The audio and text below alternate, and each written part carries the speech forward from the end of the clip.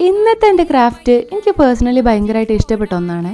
ഈ മാസ്കിംഗ് ടൈപ്പും കമ്പിയും കണ്ടപ്പോൾ തന്നെ നിങ്ങൾക്ക് കാര്യം മനസ്സിലായിട്ടുണ്ടാവും. യെസ്, എഗെയിൻ ഒരു ആർട്ടിഫിഷ്യൽ പ്ലാന്റ് മേക്കിംഗ് വീഡിയോ ആണ്.